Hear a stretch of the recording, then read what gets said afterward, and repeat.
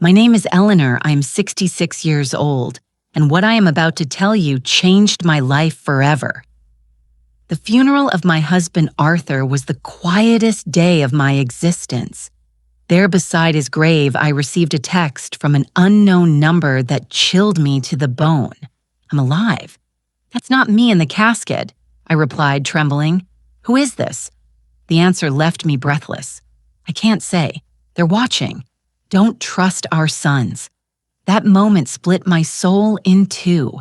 My world crumbled as I looked at Julian and Leo, my own sons standing beside the coffin with strangely calm expressions. Something wasn't right. Their tears seemed forced, their hugs as cold as ice. For 42 years, Arthur had been my partner, my refuge, my reason for living. I met him when I was 24 in the town of Harmony Creek, where we both grew up among dusty streets and modest dreams.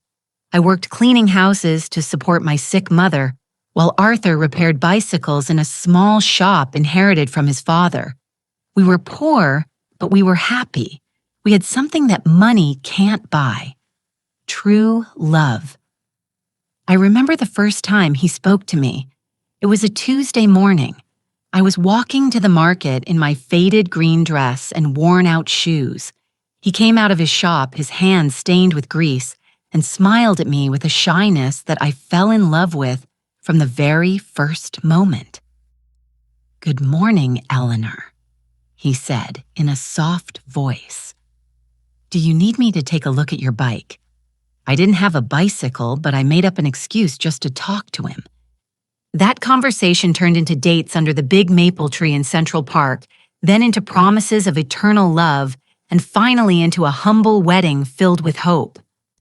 The first few years were hard. We lived in a 2-bedroom house with a tin roof. When it rained, we'd place pots all over the house to catch the leaks, but we were happy. Arthur worked from sun up to sundown in his shop. I sewed clothes for the ladies in town.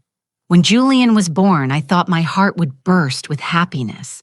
He was a beautiful baby with his father's big eyes and my smile.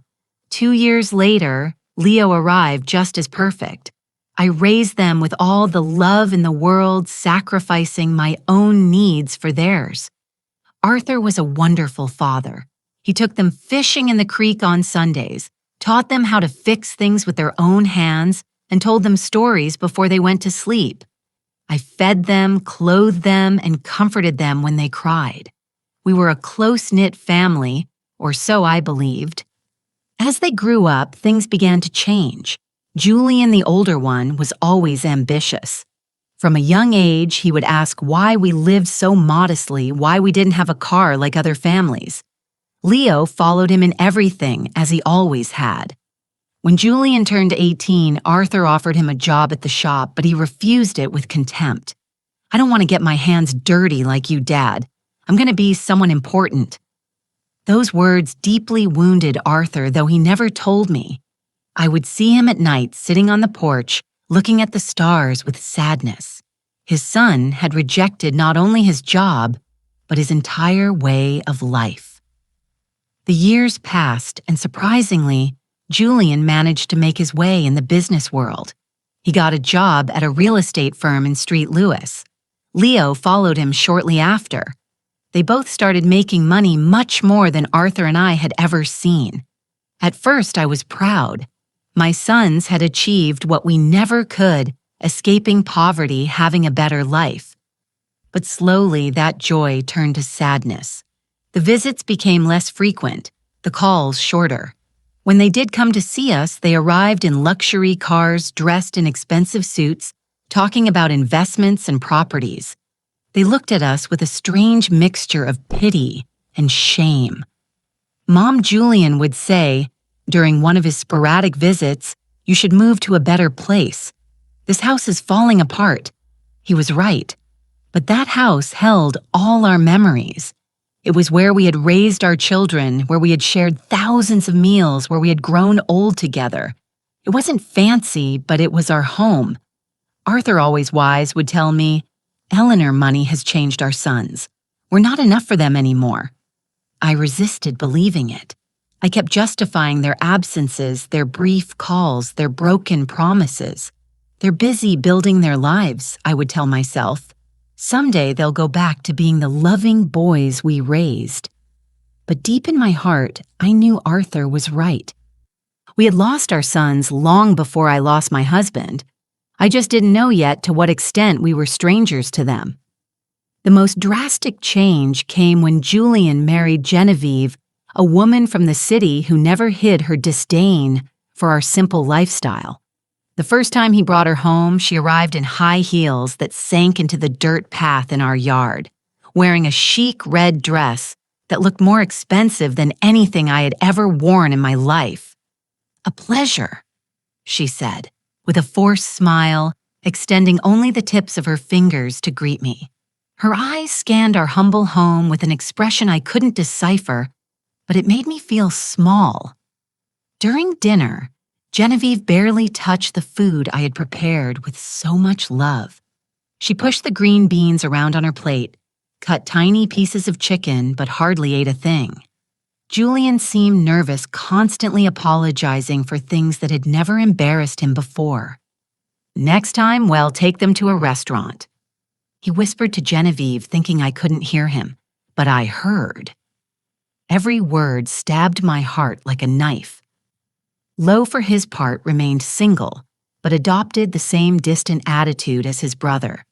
His visits were limited to special occasions, and even then he always seemed to be in a hurry to leave. He was constantly on his phone, closing deals even during our conversations. "Mom, I have to go," he would always say before it was time. "I have an important meeting early tomorrow."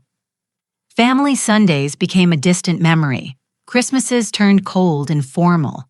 My sons would bring expensive gifts we didn't need stay for 2 or 3 hours and leave with obvious relief.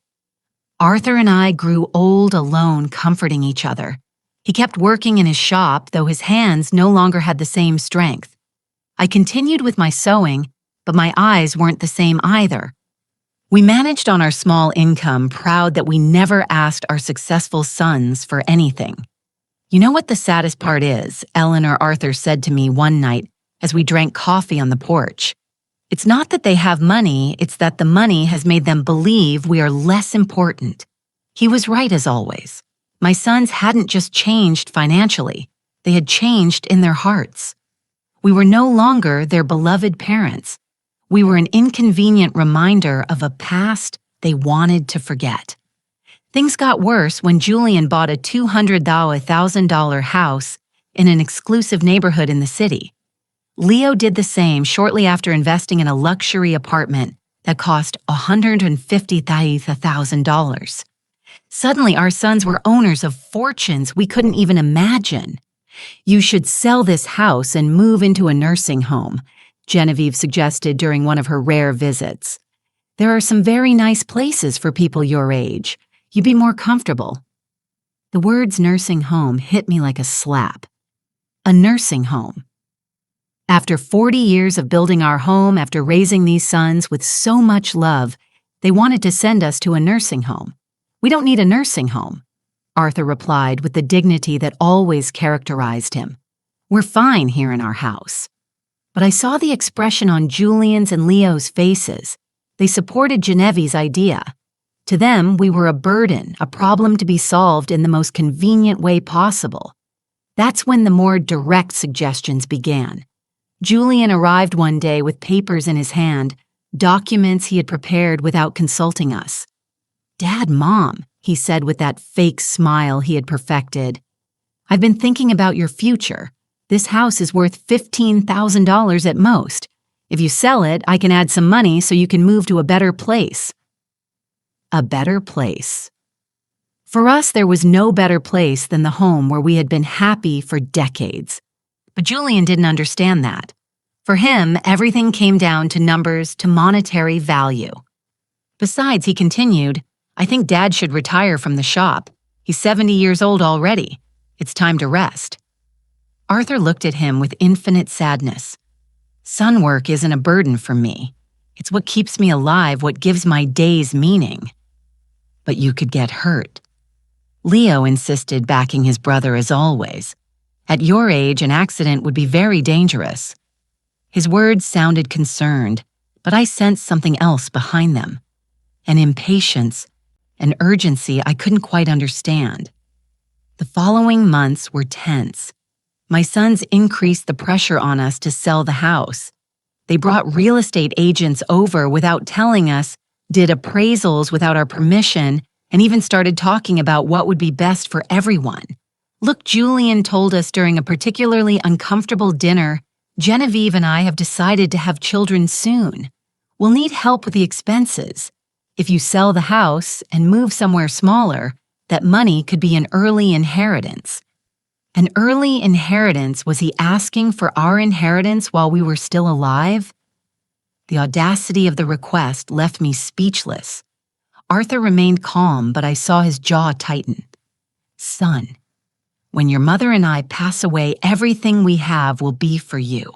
But as long as we're alive, our decisions are our own. Don't be stubborn. Leo chimed in with a harshness I'd never heard from him before. You're old. You can't keep living in the past. That night, after they left, Arthur and I stayed up talking until dawn. For the first time in our marriage, we discussed the possibility that our sons were not the people we thought we had raised. Something is wrong, Eleanor, my husband told me with a worry I had never seen in his eyes before. This isn't just ambition or impatience. There's something darker behind all this pressure. I didn't know how deeply accurate his words were. I didn't imagine that my own sons were planning something that would change our lives forever. I didn't know that the tragedy to come would not be an accident of fate, but a carefully orchestrated conspiracy by the two people I trusted most in the world. The last normal conversation I had with Julian was 3 weeks before Arthur's death. He came alone without Genevieve, with a more serious expression than usual. Mom, he said, sitting at the kitchen table where he had eaten breakfast so many times as a child. I want you to know that no matter what happens, Leo and I will always take care of you. His words reassured me at the time, but now remembering them beside Arthur's grave, they send shivers down my spine. Why did he say no matter what happens? What did he know that I didn't? The accident that changed everything happened on a Tuesday morning. Arthur had left early for the shop as he did every day for over 40 years. I was in the kitchen preparing his favorite lunch pot roast and mashed potatoes when the phone rang with an urgency that froze my blood. Is this Mrs. Eleanor? A strange voice asked. This is General Hospital. Your husband has had a serious accident. You need to come immediately. The words blurred in my mind like ink in water. The world stopped. My legs turned to jelly, and I had to grab the door frame to keep from falling. What happened? Is he okay? Is he alive? He's in intensive care. Ma'am, please come as soon as you can. The trip to the hospital was a blurry nightmare. My neighbor Sadie had to drive me because I was shaking so much I couldn't even hold the keys. The whole way, my mind refused to process what was happening. Arthur was careful, meticulous in his work. How could this have happened?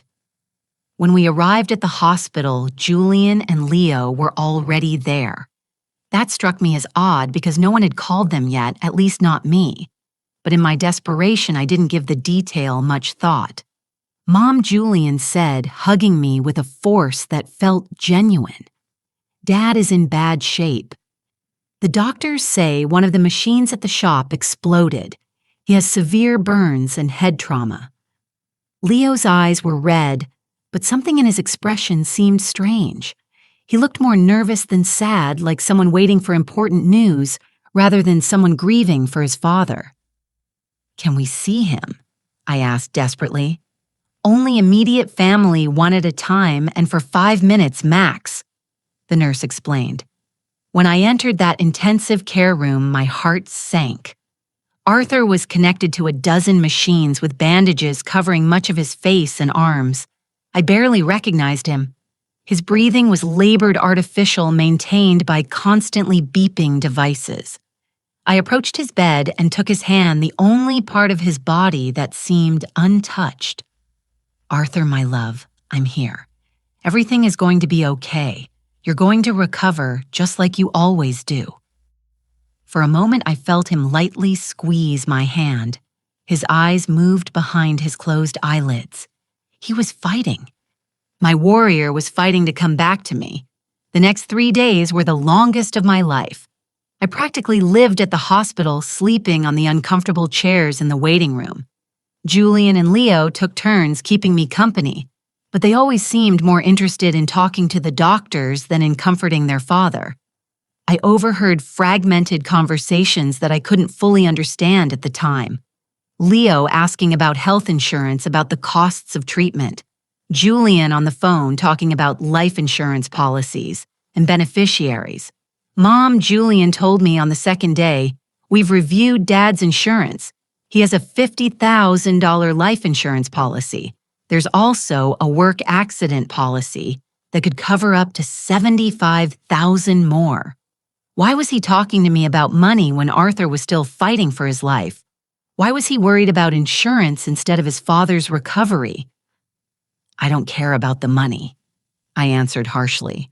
"I just want your father to get better." "Of course, Mom," he said.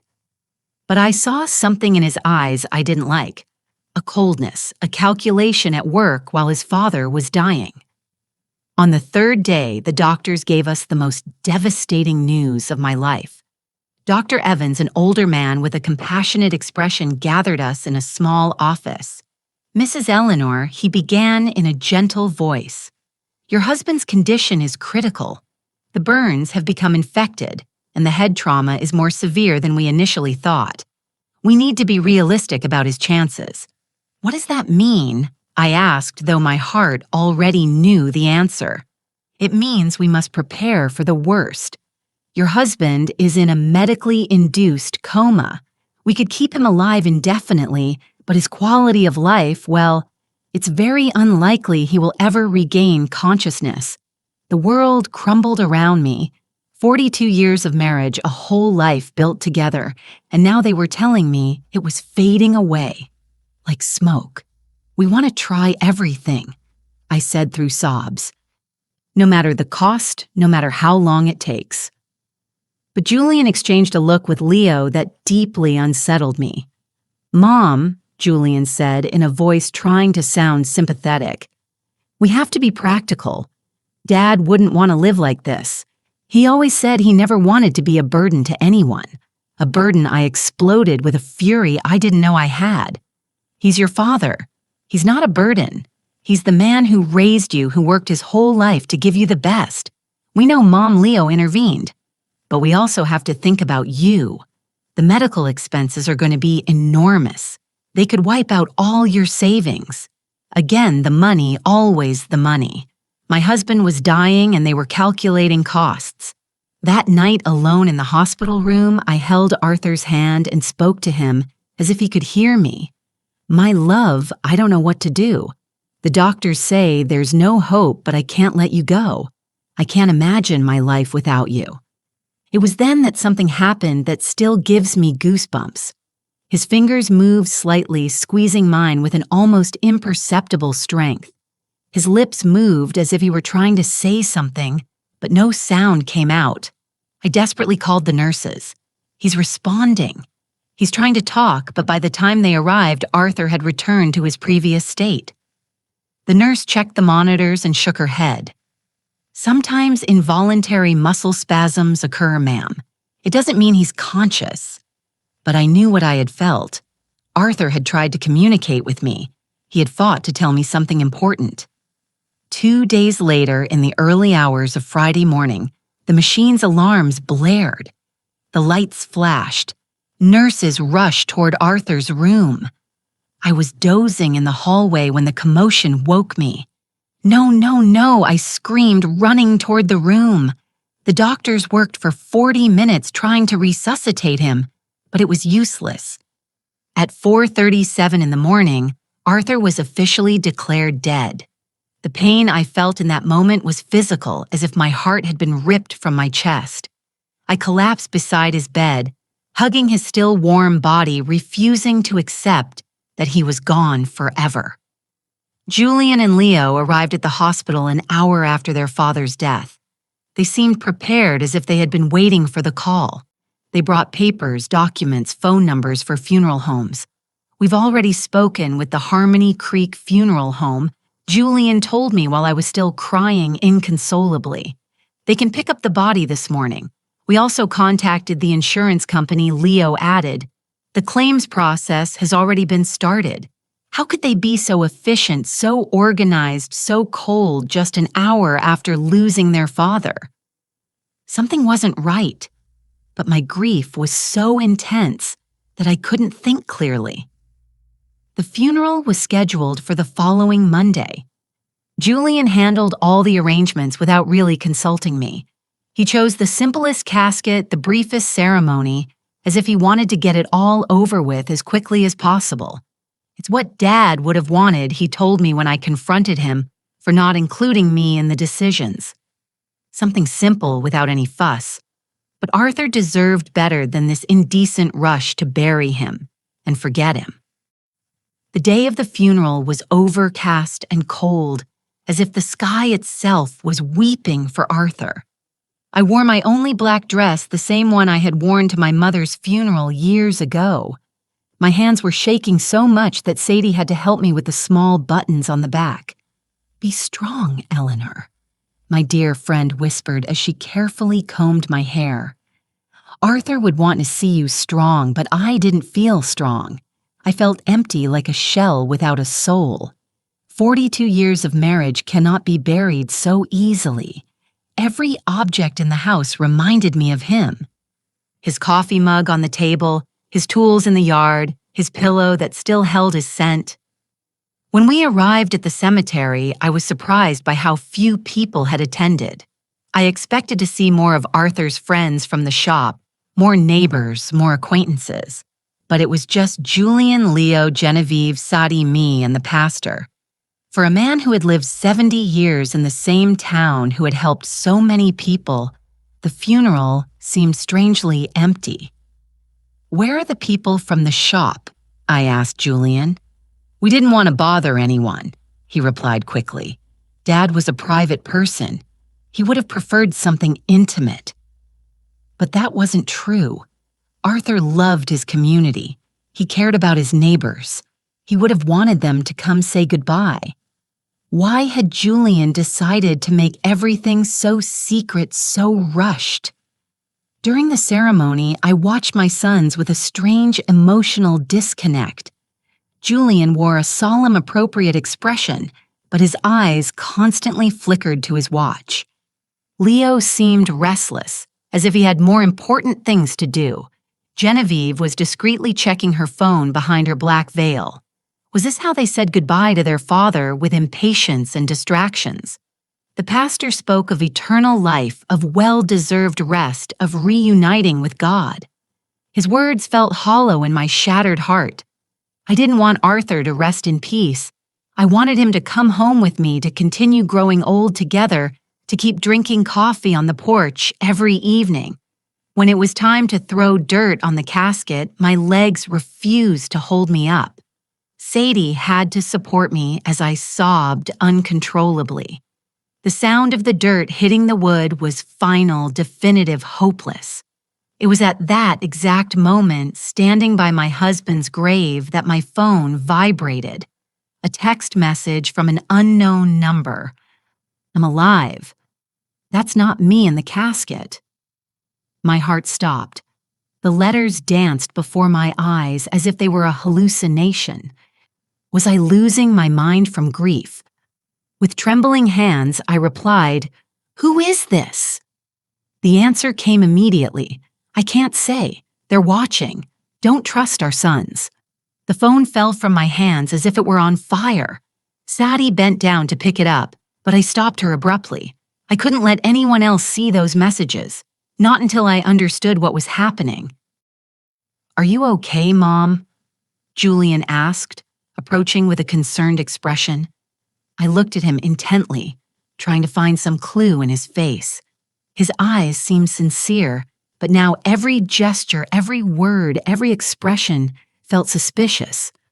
"I'm fine," I lied, putting the phone back in my purse. I need to go home." During the ride back, I couldn't get those messages out of my mind. Was it possible someone was playing a cruel joke at the worst moment of my life? Or was there really a possibility that Arthur was alive? But if he was alive, who had we just buried?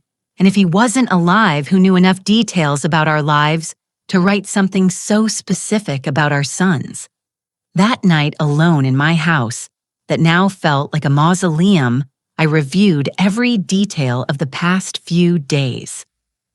Arthur's accident had been strange from the beginning. According to Julian, a machine had exploded at the shop, but Arthur knew every screw, every wire in that place. He was meticulous about maintenance, obsessive about safety. Besides, how had my sons gotten to the hospital so quickly if no one had notified them? The hospital had called me first. I was the emergency contact. How did they know about the accident before me? And then there was the issue of money. From day one, Julian and Leo had talked about insurance policies, beneficiaries, as if they had been waiting for this moment, preparing for it. I decided to go through Arthur's papers. In his old wooden desk, he kept all the important documents in a metal box. Insurance policies, the deed to the house papers for the shop, everything was there. I found the $50,000 life insurance policy Julian had mentioned, but there was something I didn't remember. The policy had been updated just 6 months ago, increasing the coverage from $25,000 to $50,000. Why had Arthur increased his life insurance? He'd never mentioned this change to me. And more importantly, who had suggested he do it? I kept looking and found something even more disturbing. A workplace accident insurance policy I knew nothing about, taken out just 2 months before his death. $75,000 in case of death by accident at work. $125,000 in total. A fortune for a family like ours, but also a fortune tempting enough for someone without scruples. My phone vibrated again. Another message from the same unknown number. Check the bank account. See who's been moving money. This time, I didn't hesitate. This person, whoever they were, knew too much to be a prankster. They knew about the insurance. They knew about my sons.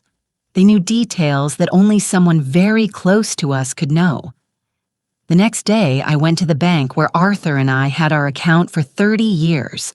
Mrs. Davis, the manager who had known us forever, greeted me with sincere condolences. "Eleanor, I'm so sorry about Arthur. He was a good man. Thank you, Mrs. Davis. I'm here to review our accounts. I need to understand our financial situation." She showed me the statements for the last 6 months. What I saw left me frozen. Over the last 3 months, significant withdrawals had been made from our savings account. $5,000 in January, $372 in February, $4,000 in March.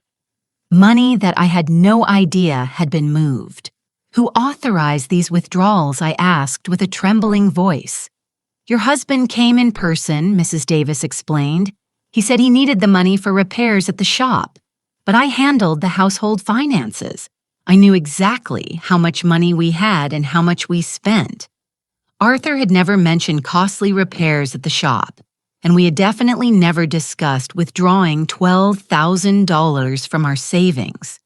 "Do you have the signatures for these withdrawals?" I asked. She showed me the slips. It certainly looked like Arthur's signature, but something about the handwriting seemed off, too shaky, too uncertain for his usually firm, clear hand. "Mrs. Davis," I asked, my heart pounding, "did he come alone to make these withdrawals, or was someone with him?" She thought for a moment. "Now that you mention it, I think once or twice he came with one of your sons. Julian, I believe. He said he was helping with the paperwork because Arthur had trouble reading the documents without his glasses. Julian." My son had been involved in money withdrawals I knew nothing about, using his father's tired eyes as an excuse. But Arthur saw perfectly fine with his glasses, which he never took off during the day. That afternoon, as I looked over the bank slips again and again, I received another message. The insurance was their idea. They convinced Arthur he needed more protection for you. It was a trap. I could no longer deny the evidence piling up in front of me. The mysteriously increased insurance policies, the unauthorized money withdrawals, Julian's presence in transactions. I was unaware of his suspicious efficiency in organizing the funeral, his coldness during his father's final moments. But the question that terrified me was if they had really planned Arthur's death. How had they done it? And who was the person sending me these messages? How did they know so much about what had happened? The following days turned into a nightmare of doubt and suspicion. Every smile from Julian, every hug from Leo, every word of condolence felt like a mask hiding something sinister. But I needed more proof before I could accept a truth as horrifying as the one forming in my mind. My phone kept receiving messages from the mysterious number.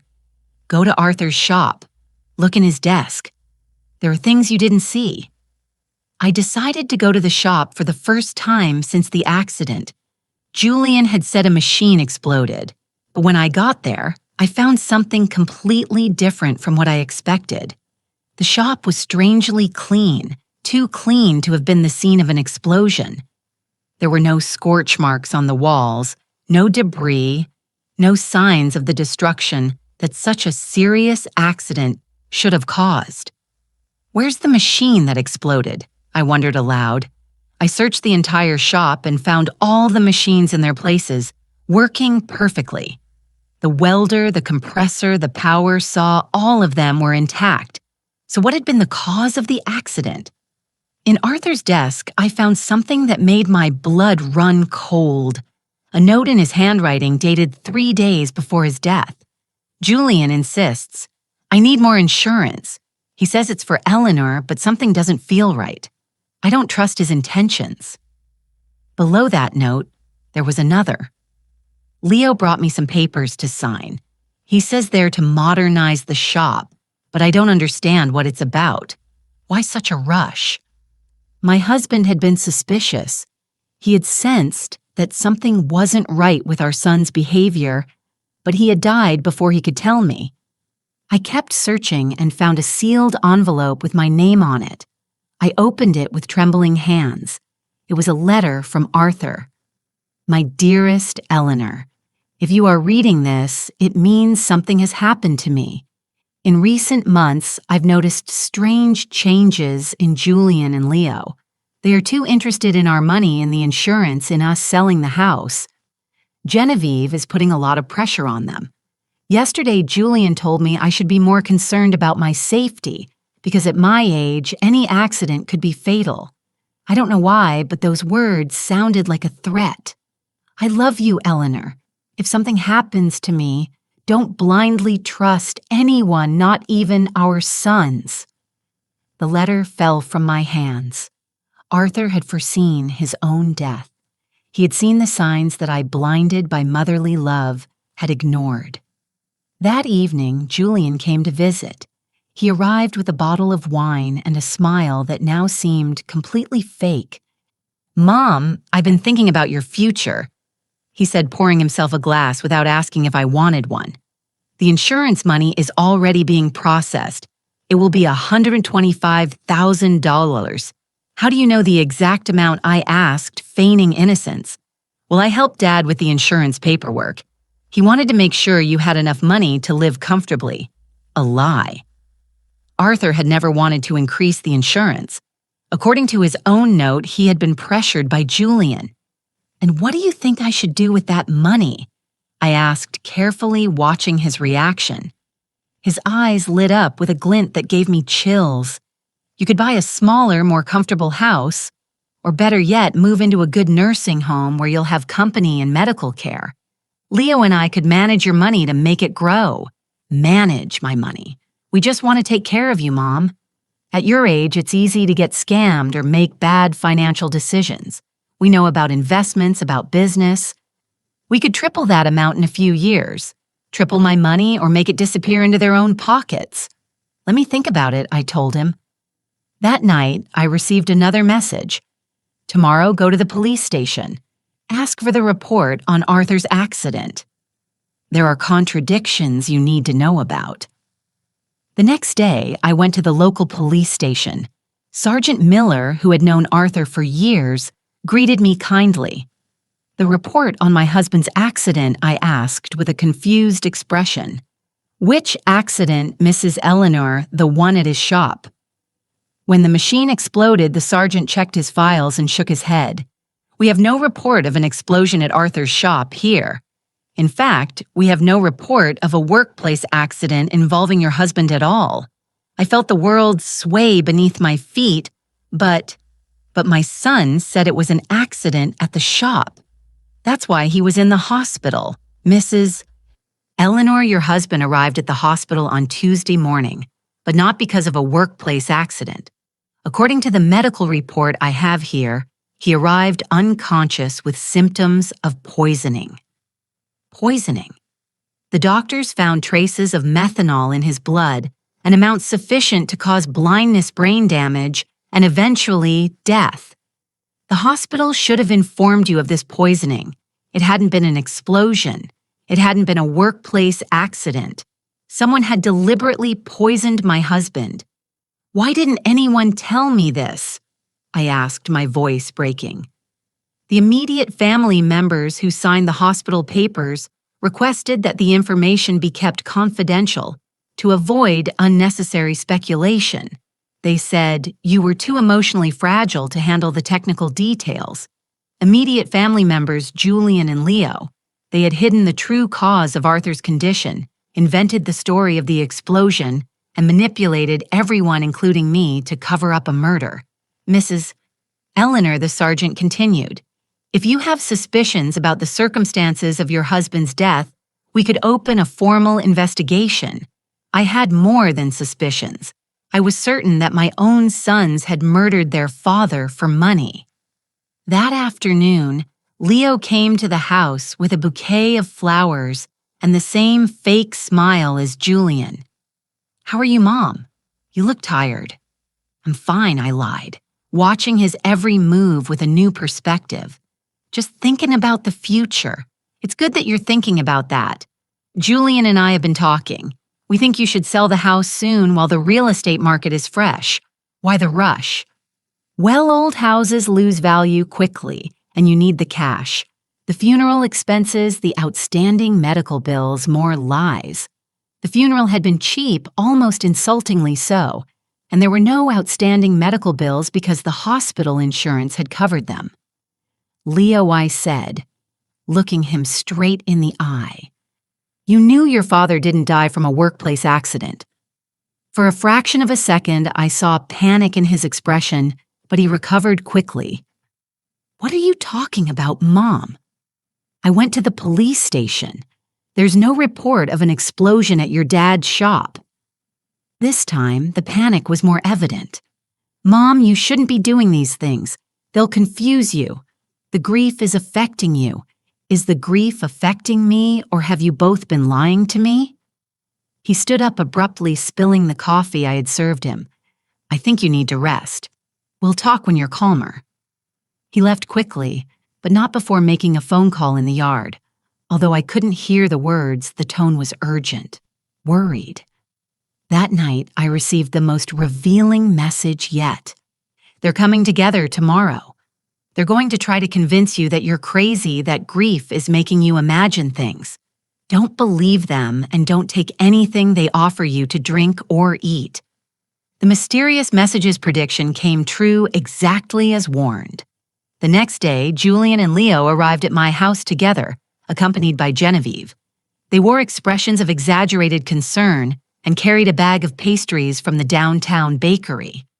Mom, we're very worried about you, Julian began in a syrupy voice. The neighbors have told us you've been acting strangely. Sadie says you've been talking to yourself that you're not eating well. Sadie had never said that. It was another lie in their growing collection. Genevieve brought your favorite pastries, Leo added, pointing to the bag. And we made special coffee from that brand you like so much. I remembered the words from the message. Don't take anything they offer you to drink or eat. Was it possible they planned to poison me too, as they had done with Arthur?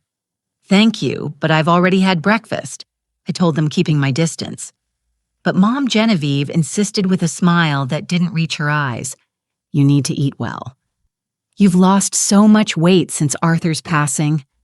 I'm fine, I repeated firmly. Julian exchanged a significant look with Leo. It was the same look they had shared at the hospital when the doctor gave us Arthur's prognosis. Mom, Julian said, sitting closer to me, we want to talk to you about something important. Lo and I have been consulting with some doctors about your recent behavior. My behavior, yes. The strange questions you've been asking, the visits to the police station, this obsession with irrelevant details about Dad. It's normal after such a great loss, but it can be dangerous if not treated. Leo nodded gravely. We spoke with Dr. Miller. He says it's common for older people to develop paranoia after losing a spouse, especially women your age. Paranoia. They were accusing me of being crazy for uncovering their lies. I'm not paranoid, I told them with all the firmness I could muster. I'm just asking questions I should have asked from the beginning. Like what questions Julian challenged me. Like why there's no police report of your father's supposed accident. Like why the shop is perfectly clean if there was an explosion. Like why you withdrew $12,000 from our account without telling me. The silence that followed was deafening. The three of them exchanged barely disguised looks of panic. Mom Leo finally said, those things have simple explanations. Dad withdrew that money for repairs he wanted to do in secret as a surprise for you. What surprise? He wanted to remodel the house. Julian lied. He had hired some workers to fix the roof, paint the walls. He wanted it to be a surprise for your birthday. If that were true, where were the workers? Where were the materials? Why did no one in town know about this supposed remodeling about the police report? Julian continued, not all workplace accidents require a report, especially when they happen on private property. More lies. Sergeant Miller had been very clear. Any workplace accident with serious injuries requires an official report. Mom, Genevieve intervened in a sweet but condescending voice. We just want to take care of you. That's why we think it would be best if you move to a place where you have specialized medical care. A nursing home. A specialized care home, Julian corrected. For people going through complicated grief, they have psychologists, nurses, activities to keep you busy. And in the meantime, Leo added, we can take care of selling the house, managing the insurance money, all those complicated things you shouldn't be handling in your current state. There it was, the complete plan. Declare me mentally incompetent. Commit me to a nursing home and take control of all my money. First they had murdered Arthur for the insurance money, and now they wanted to rob me too. And if I refuse, I asked them, why would you refuse? Julian asked with a smile that sent a chill down my spine. We only want what's best for you. Because this is my house. I built my life with Arthur here. I raised you here, Mom, Leo said with an exaggerated sigh. You can't live in the past forever. Dad is gone. You have to accept it and move on. I have accepted it, but that doesn't mean I'm going to give away my life and my money. The mask of concern began to crack on my sons' faces. Julian stood up abruptly. Very well. If you won't listen to reason, we'll have to take more drastic measures. What does that mean? It means we can start a legal process to declare you mentally incompetent. We have witnesses to your erratic behavior. We have testimony from doctors who confirm you are suffering from senile paranoia. Doctors. What doctors? I hadn't spoken to any doctor about my mental state. Dr. Miller has already signed a preliminary report, Leo added. He says that based on our descriptions of your behavior, it's likely you need specialized care. A doctor who had never examined me had signed a report on my mental state based solely on what my sons had told him. How much had it cost them to buy that fake evaluation? So you can cooperate voluntarily, Julian continued, or we can do it the legal way. But one way or another, you are going to get the help you need. It was a direct threat. If I didn't hand over my money voluntarily, they would use the legal system to steal it. I need time to think about it. I told them, trying to buy time. Of course, Genevieve said with her fake sweetness, but not too much time for your own good. After they left, I sat in my kitchen trembling with rage and fear. My own sons, my own flesh and blood, had not only murdered their father, but were now planning to steal everything I had left. That night, the phone vibrated with a message longer than the previous ones. Eleanor. My name is Vincent Hayes. I'm a private investigator. Arthur hired me 3 weeks before he died because he was suspicious of Julian and Leo. They poisoned him with methanol mixed into his breakfast coffee. I have recorded proof of their conversations, planning everything. Tomorrow at 3 in the afternoon, go to the Hope Cafe, sit at the table in the back. I'll be there. Finally, I would know who had been sending me those messages. And more importantly, I would have the evidence I needed to get justice for my husband's death. But I also knew I didn't have much time. Julian and Leo had shown their hand. If I didn't act fast, I would end up locked in a nursing home while they spent the money that had cost Arthur his life. The war had begun. And even though I was a 66-year-old woman against two ruthless men, I had something they didn't, the truth. And the truth, sooner or later, always finds a way to come to light. That night, for the first time since Arthur's death, I smiled because I knew my husband had not died in vain. His caution, his instinct, his decision to hire a private investigator was going to allow me to get justice. Julian and Leo had gravely underestimated their mother. They were about to find out that a woman fighting for the memory of her murdered husband is a force more powerful than all their greed combined. The next day arrived filled with nervousness and anticipation. I dressed carefully, choosing my most serious purple dress, the one I wore for important occasions.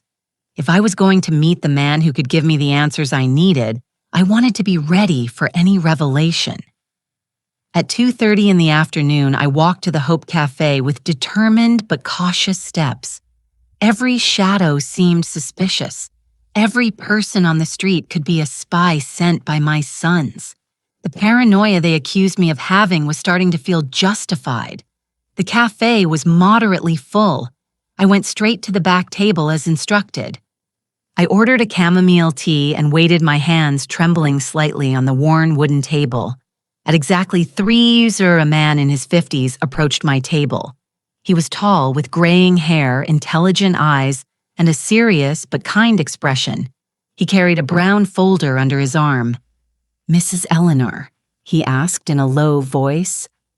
I nodded, not yet trusting my own voice. "I'm Vincent Hayes. I'm very sorry for your loss." Arthur was a good man. He sat across from me and placed the folder on the table. "Before I show you what I have, I need you to know that what you are about to hear and see will be very painful. Are you prepared? I've been preparing since I received your first message." I replied with a firmness I didn't know I possessed. Vincent opened the folder and took out a small recorder. Arthur came to see me a month ago. He was worried about his son's behavior. He hired me to investigate them discreetly. He pressed the play button. Arthur's voice, so familiar and beloved, filled the small space between us. "Vincent, I need you to know that if anything happens to me, it won't be an accident. Julian and Leo have been pressuring me to increase my life insurance policies. Yesterday, Julian brought me papers he said were to better protect Eleanor. But when I read them, I realized there were also clauses that benefited them directly. My heart raced. Hearing Arthur's voice was like having him back for a few minutes, but his words confirmed my worst suspicions. The recording continued. Leo has been asking strange questions about my daily routine. What I eat for breakfast, what time I leave the house if Eleanor comes with me to the shop. He says it's out of concern, but something about the way he asks unsettles me. Vincent paused the recording. This conversation was 3 weeks before his death, but I have something more recent.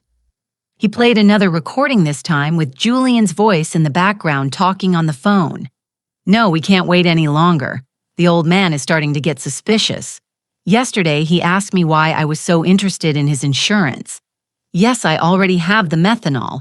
It works perfectly because the symptoms look like a heart attack or a stroke. No, Mom won't be a problem. After Dad dies, she'll be so devastated, we'll be able to do whatever we want with her. Tears began to roll down my cheeks. It was my son's voice, my own son, coldly planning his father's murder. There's more, Vincent said softly. This recording is from the day before Arthur's death. A new recording began. This time it was Leo speaking to someone. Everything is ready. Tomorrow Julian is going to put the methanol in Dad's coffee. We told him it was a special vitamin supplement a doctor recommended. The fool will drink it without suspecting a thing. The symptoms, it'll start with dizziness and confusion, then vision loss, seizures, a coma. The doctors will think it's a stroke or a heart attack. By the time they realize it's poisoning, it'll be too late. My world completely fell apart. Not only had they planned Arthur's murder, but they had executed it with a coldness that terrified me. How was it possible that my sons, the babies I had nursed, the children I had comforted during their nightmares, were capable of something so monstrous? How did you get these recordings? I asked between sobs. Arthur had asked me to place listening devices in his house. Vincent explained. He was scared, but he didn't know exactly of what. We placed them on the house phone and in a few other strategic locations. He took out a series of photographs from the folder. I also have this Julian buying methanol at a hardware store 50 minutes from town. He paid in cash and used a fake name, but I have him on video. The photos clearly showed Julian leaving a hardware store with a small bottle in his hands. The date on the photos was 5 days before Arthur's death. And this Vincent continued showing me more documents are Julian's and Leo's financial movements over the last 6 months. They've been spending far more money than their incomes. Justify. Julian owes $70,000 to a loan shark in the city. Leo has gambling debts of $40,000. They were desperate. Everything began to make sense. It wasn't just greed that had motivated Arthur's murder. It was financial desperation. My sons were ruined and saw their father as an easy source of quick cash. Why didn't you go to the police immediately after Arthur's death? I asked him. Because Julian and Leo are very smart. They bribed the doctor who treated Arthur at the hospital to change the official diagnosis. Instead of poisoning, the death certificate says cardiac failure due to complications from a workplace accident. Without that medical evidence, my recordings might not be enough for a conviction. But now we have all the evidence together. I said, feeling a mix of pain and determination. Exactly. And there's something else you should know. Your sons were planning to kill you too. My blood ran cold. What Vincent played one last recording this time with Julian's and Leo's voices together. Once we have Dad's insurance money, we need to get rid of Mom too, Julian was saying. We can't risk her getting suspicious or someone else putting ideas in her head, how Leo asked. Same as with Dad. But this time we can make it look like a suicide from depression. A widow who can't live without her husband. No one would question it. And the money were her only heirs. Everything would be ours. The house, the savings, the insurance money, almost $200,000 in total. The recording stopped. I was shaking uncontrollably. My sons had not only murdered their father, but they were planning to murder me as well. All for money. Mrs. Eleanor, Vincent told me gently, I know this is devastating, but we have enough evidence for them to pay for what they did. What should we do now? I asked, wiping my tears. First, we need to go to the police with all this evidence. Sergeant Miller is an honest man. He's not involved in any corruption. Second, we need to act fast. Your sons are planning to have you declared mentally incompetent tomorrow. If they succeed, it will be much harder to proceed legally tomorrow. Yes, I intercepted a phone conversation this morning. They are meeting with Judge Franklin at 10 in the morning to start the incompetency proceedings. I stood up from the table with a determination I hadn't felt in weeks. Then we have to act tonight. Exactly, Vincent confirmed. But before that, there's one more thing I want to show you. He took out one last photograph from the folder. In it, Arthur was seen leaving a medical clinic I didn't recognize. 3 days before he died, your husband went for a full medical checkup at a clinic in the city. The results show he was perfectly healthy. No signs of heart disease, normal blood pressure, everything perfect. This definitively proves that his death was caused by poisoning, not by natural health problems. That was the final piece of evidence we needed. Arthur had been a healthy man murdered by his own sons. Vincent, I said, taking his hand, thank you for fulfilling your promise to my husband. Now let's get justice. That same evening, Vincent and I went straight to the police station. Sergeant Miller was working the night shift that week, which was perfect for our purposes. When we arrived, it was 8 in the evening and the station was relatively quiet. Sergeant Miller, I said with a firm voice, I need to file a formal complaint for the murder of my husband, Arthur. The sergeant looked at me in surprise. Murder, Mrs. Eleanor.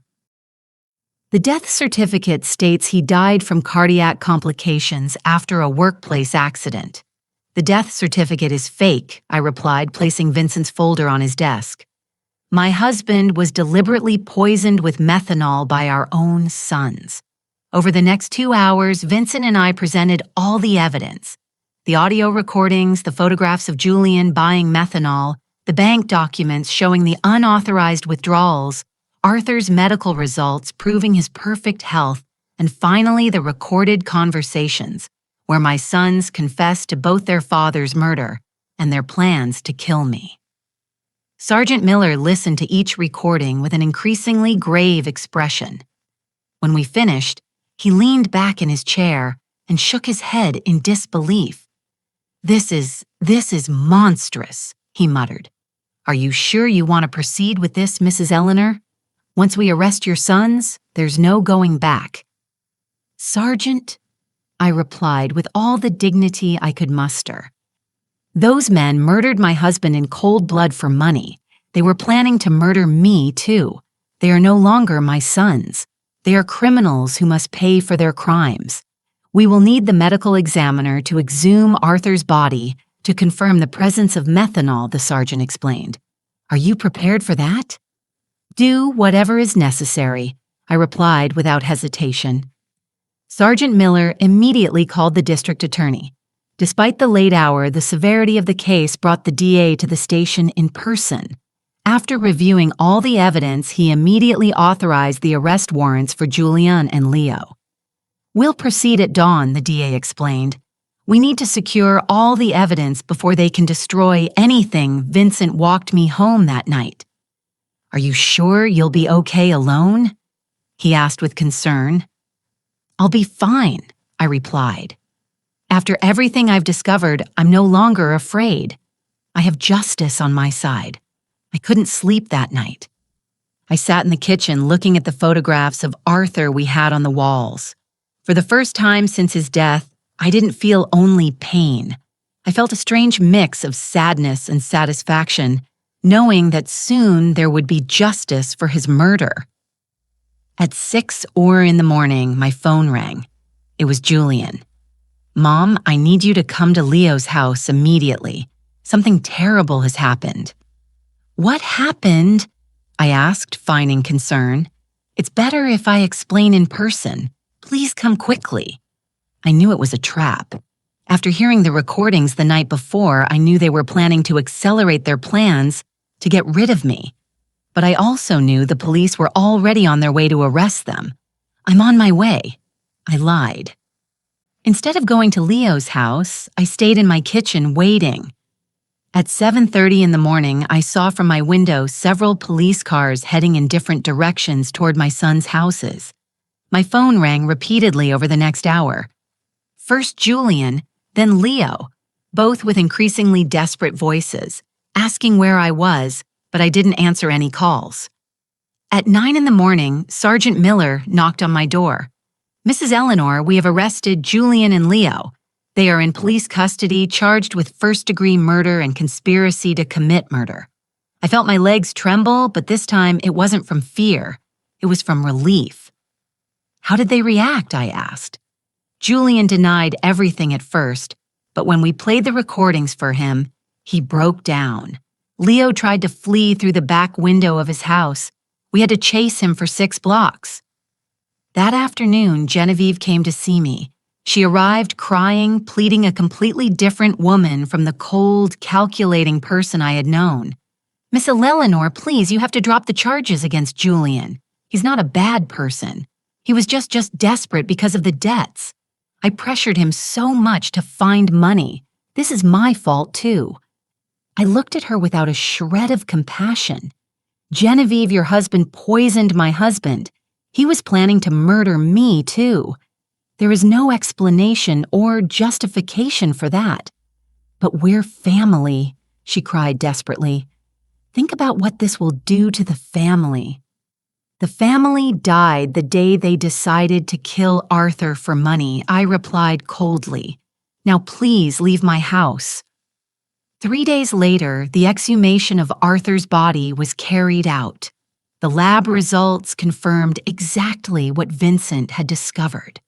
Lethal levels of methanol in his system, enough to cause all the symptoms he had experienced before his death. The case became the talk of the town. No one could believe that 2 sons had murdered their own father for money. The local newspapers called it the cruelest crime of the decade. In the following weeks, more details came to light during the investigations. Julian did indeed owe $70,000 to illegal loan sharks who had started threatening him with violence. Leo had lost $45,000 in underground casinos and was also facing threats. They had seen Arthur's life insurance money as their only salvation, but their greed had led them to increase the policies so dramatically that they aroused their own father's suspicions. We also discovered that the doctor who had falsified the death certificate had received $5,000 in cash from Julian. He too was arrested for obstructing justice and falsifying official documents. Vincent explained all the details of the plan Arthur had made with him. "Your husband was smarter than his sons thought. He knew something bad was coming, but he didn't know exactly what. He hired me not just to investigate Julian and Leo, but also to protect you if anything happened to him." "He knew they were going to kill him?" I asked. "Not exactly, but he suspected their lives were in danger. That's why we installed the recording devices, why we documented everything. He wanted to make sure that if anything happened to him, the truth would come out. My Arthur, even in his final days, had been protecting me. He had anticipated our son's betrayal and had taken steps to ensure that justice would prevail." The trial was scheduled to begin in 2 months. Both Julian and Leo faced charges of first-degree murder, which in our state carried a sentence of 25 years to life in prison. The day of the trial arrived after 2 months of intense legal preparation. The courtroom was packed. Journalists from several regional newspapers had come to cover what was already known as the case of the murderous sons. The whole town was their neighbors, Arthur's former co-workers, even people I barely knew, but who wanted to witness this historic moment of justice. I dressed in my best black dress, the same one I had worn at our wedding so many years ago, but which now represented mourning and dignity. Vincent accompanied me, sitting by my side throughout the entire process. His presence gave me the strength to face what would be the most difficult day of my life. Julian and Leo entered the courtroom in handcuffs, dressed in orange prison jumpsuits. Seeing my sons like that broke my heart once more, but I no longer felt pity for them. I only felt a deep sadness for the moral death they had chosen long before they physically murdered their father. The prosecutor presented the case with devastating precision. One by one, the recordings were played for the court. The silence was absolute each time Julian's and Leo's voices were heard coldly planning Arthur's murder. When the prosecutor played the recording where they planned to kill me too, several people in the audience gasped in horror. An elderly woman stood up and left the courtroom crying. I couldn't blame her. It was hard to process such cruelty. "Ladies and gentlemen of the jury," the prosecutor said during his opening statement, "this is not an ordinary case of family greed. This is a case of cold, calculated premeditation, where two men decided to murder the father who had raised them with love and sacrifice simply because they needed money to pay off their gambling debts and irresponsible loans. Julian's and Leo's lawyers tried to present a defense based on desperate circumstances and external influences, but the evidence was overwhelming. The recordings didn't lie. The bank documents didn't lie. The forensic evidence of methanol in Arthur's body didn't lie. When it was my turn to testify, I walked to the stand with trembling legs but a clear mind. I had waited for this moment for months. Mrs. Eleanor, the prosecutor, asked me, "Can you tell us what your relationship with your sons was like before your husband's murder?" "I thought I had a good relationship with them," I replied, looking directly at Julian and Leo. "I raised them with love. I sacrificed everything for their well-being. Their father worked from sun up to sundown to give them the best we could. I never imagined that love and sacrifice would become the reason for our murder. At any point, did you suspect they might harm your husband?" No. That's the most painful part of all of this. I trusted them completely. When they told me Arthur had an accident at his shop, I believed them. When they organized the funeral so quickly, I thought they were being efficient in their grief. I never imagined they were covering up a murder. Julian bowed his head during my testimony. Leo looked at me defiantly, but I saw tears in his eyes. Too late for tears, too late for regret. The most dramatic moment of the trial came when the prosecutor decided to play the full recording of the conversation where they planned my own murder.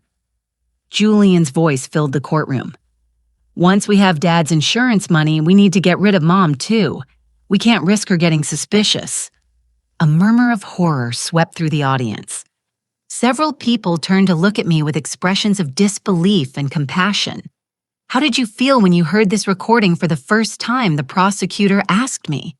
I realized that I had lost both of my sons long before I lost my husband. I answered, my voice breaking but firm. The babies I nursed, the children I comforted during their nightmares, had died and been replaced by two strangers capable of any cruelty for money. The defense tried to cross-examine me, suggesting that perhaps I had misinterpreted my son's intentions, that perhaps grief had made me exaggerate the evidence, but the recordings spoke for themselves. Vincent also testified, explaining in detail how Arthur had hired him because he was afraid of his own sons. He described every step of the investigation, every piece of evidence collected, every recorded moment that revealed the truth. The medical examiner presented the results of the exhumation, confirming the lethal presence of methanol in Arthur's body. He explained how this poison acts, slowly causing exactly the symptoms my husband had experienced before he died. After 3 days of devastating testimony, the closing arguments arrived. The prosecutor was relentless. Julian and Leo are not victims of circumstance. They are predators who saw their own parents as financial obstacles to be eliminated. They planned, executed, and covered up Arthur's murder, and they were planning to do the same to Eleanor. They do not deserve compassion. They deserve justice. The jury deliberated for 6 hours. When they returned, the silence in the courtroom was absolute. I could hear my own heart beating as the foreman read the verdict. In the case of the state versus Julian and Leo Sterling on the charge of first-degree murder of Arthur Sterling, we find the defendants guilty. The courtroom erupted in murmurs and exclamations.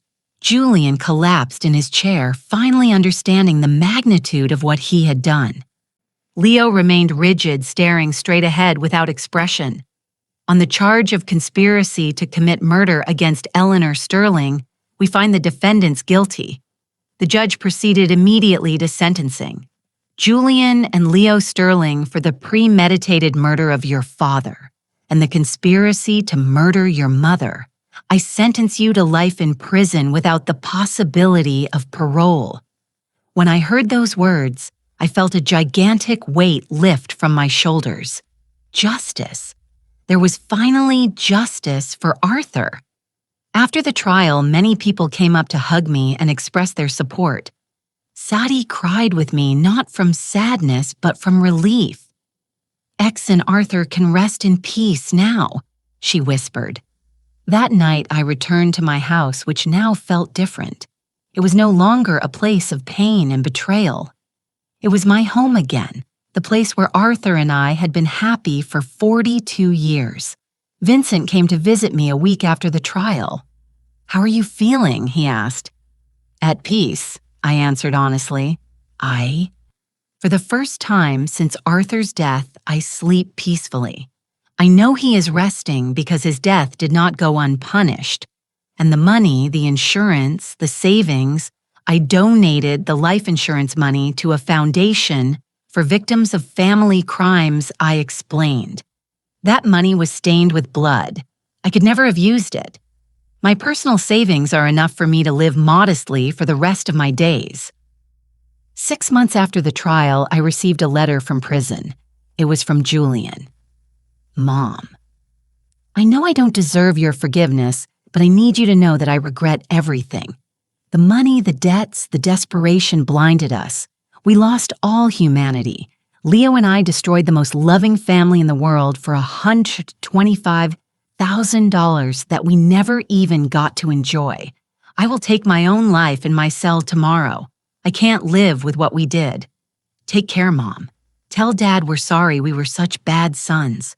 I wasn't in time to prevent his suicide." Julian was found hanging in his cell the next day. Leo, upon hearing of his brother's death, suffered a complete nervous breakdown and was transferred to the prison's psychiatric hospital. Today, 2 years after the trial, I live quietly in my small house. I have turned Arthur's shop into a garden where I grow flowers that I take to his grave every Sunday. Vincent has become a close friend, visiting me regularly to make sure I'm okay. Sometimes neighbors ask if I miss my sons. The answer is complicated. I miss the children they once were. But those children died long before Arthur did. The men they became were not my sons. They were strangers who shared my blood but not my heart. I have learned that true family is not defined by blood, but by love, loyalty, and mutual respect. Arthur was my true family for 42 years. The friends who supported me during the trial are my family now. Justice didn't bring Arthur back, but it brought me peace. And on quiet nights, when I sit on the porch, where we so often had coffee together, I swear I can feel his presence. Proud of me for being strong enough to do the right thing even when it meant losing my sons forever. 5 years have passed since that terrible day at the cemetery when I received the first message that changed my life forever. Today, I am 71 years old, and my completely white hair reflects all the storms I have faced and overcome. But my eyes, as my dear friend Sadie tells me, shine with a peace they didn't have before. The house where Arthur and I built our dreams is still my sanctuary. I've made some improvements with the money I had saved, painted the walls a soft yellow, Arthur's favorite color, and turned his old workshop into the most beautiful garden in the neighborhood. Red roses, white carnations, sunflowers that always seek the sun just as he taught me to do during our toughest years. Vincent Hayes became more than the investigator who helped me get justice. He became my chosen family. He visits me every Wednesday afternoon and we drink coffee on the porch while he tells me stories about his other cases. Sometimes he asks if I regret reporting my own sons, if it wouldn't have been better to keep the secret and live with the lie. Never, I always reply, the truth hurts, but lies kill the soul. The foundation I established with the life insurance money has become something bigger than I ever imagined. The Arthur Sterling Foundation for Victims of Familial Crimes now helps dozens of families each year who have gone through tragedies similar to mine. We have psychologists, lawyers, private investigators all working so that no other family has to suffer in silence what I suffered. 6 months ago, a 40-year-old woman came to see me. Her name was Helen, and she suspected that her brother had murdered their mother for the inheritance. Her story was painfully similar to mine. Greedy relatives' pressure to sell property, strange behavior after the death. The foundation provided her with a private investigator free legal advice and psychological support throughout the entire process. When her brother was convicted of murder, 3 months later, Helen came to hug me crying. Mrs. Eleanor, you saved my life. If you hadn't had the courage to report your own sons, I never would have had the courage to report mine. Those are the moments that remind me why all the pain I went through was worth it.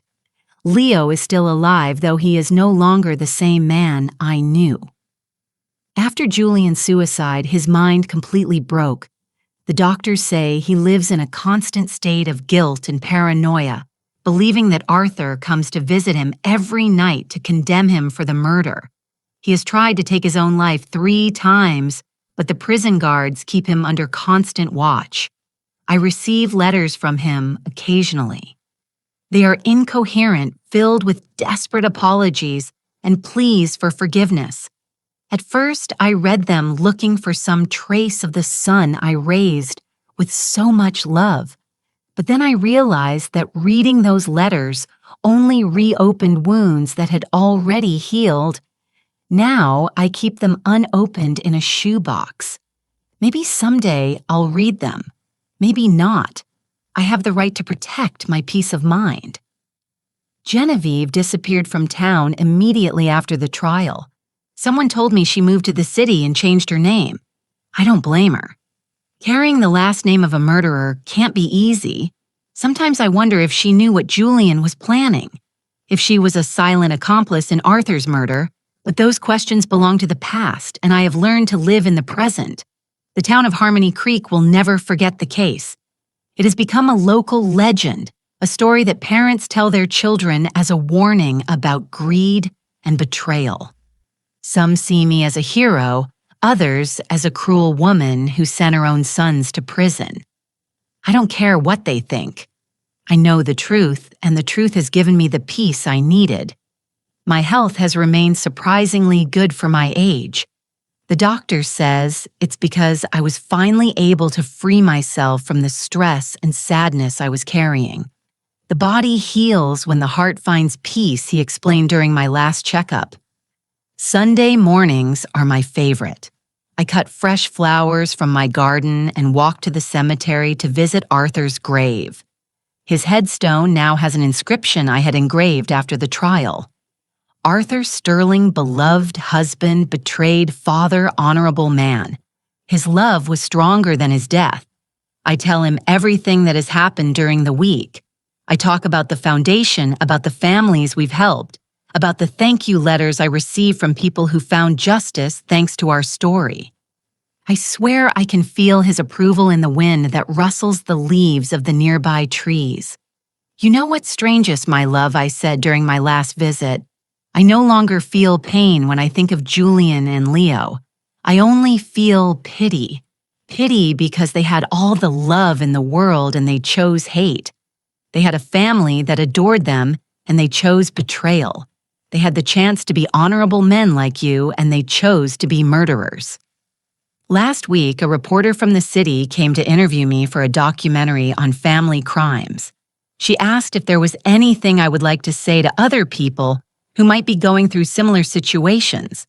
Family is not an excuse for crime, I replied. Love is not blind. Love with boundaries is true love.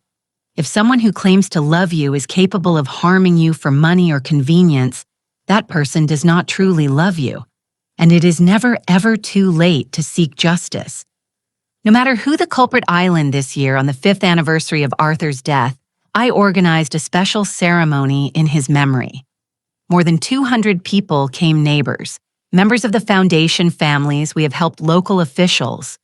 It was beautiful to see how his death, which began as a tragedy, had become a force for good in so many lives. Vincent gave a moving speech. Arthur Sterling died because of his son's greed, but his legacy lives on in every family that finds justice thanks to his wife's courage. Evil tried to destroy their story, but good turned it into hope for others. At night before I go to sleep, I sometimes take out the old photographs of when Julian and Leo were children. I see them playing in the yard, hugging their father, laughing with me on past Christmases. I allow myself to cry for those innocent children who once existed before greed corrupted them completely. But I no longer cry for the men they became. Those men chose their destiny. My story ended up being bigger than my personal tragedy. It has become a symbol that justice is possible, even when it comes from the most unexpected sources. A 66-year-old widow proved that truth is more powerful than lies, that true love is stronger than betrayal, and that it is never too late to do the right thing. Tomorrow is Wednesday and Vincent will come for coffee as always. I'll make him his favorite cake and tell him about the thank you letters that arrived this week. Afterwards, we'll work together in the garden, planting new flowers for the spring. Life goes on simpler but more authentic than before. I have learned that true family isn't about shared blood, but shared values. Mutual respect, love that never turns to harm. Arthur, wherever you are, I hope you know that I kept the promise I made to you beside your grave that terrible day. I found the truth. I sought justice and I turned our pain into hope for others. Your death was not in vain, my love. It will never be in vain.